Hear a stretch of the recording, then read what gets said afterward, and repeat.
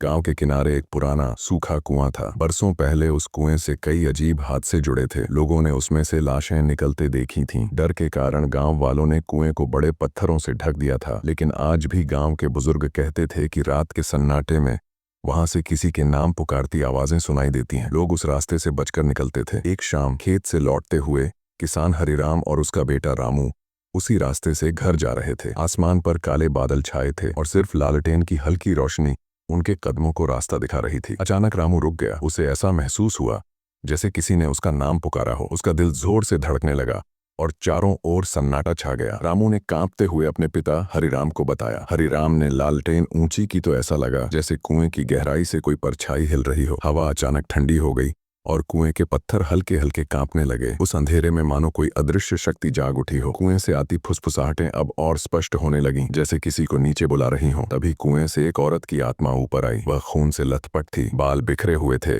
और चेहरा बिल्कुल सफेद पड़ चुका था। रामू ने कांपते हुए अपने पिता हरिराम को वह भयानक दृश्य दिखाया। दोनों उसे देखकर डर के मारे जड़ हो गए, जैसे शरीर से जान ही निकल गई हो। कुछ पल बाद वे पूरी ताकत से गांव की ओर भागे और घर पहुंचकर दरवाजा जोर से बंद कर लिया। लेकिन रात भर बाहर से वही अनसुनी सी आवाजें गूंजती रहीं, मानो कोई अदृश्य साया अब भी उन्हें पुकार रहा हो। अगली सुबह जब उन्होंने गांव वालों को यह बात बताई तो लोग इकट्ठा हुए और कुएं को मिट्टी और बड़े पत्थरों से पूरी तरह बंद कर दिया। अब वहां सिर्फ जंगली झाड़ियां और हरियाली ही दिखती थीं। पर कहते हैं कि आज भी अमावस्या की रात उस रास्ते से गुजरने वाला हर यात्री हवा में एक हल्की फुसफुसाहट जरूर सुनता है, एक रहस्यमयी पुकार जो समय के साथ भी नहीं मिट सकी।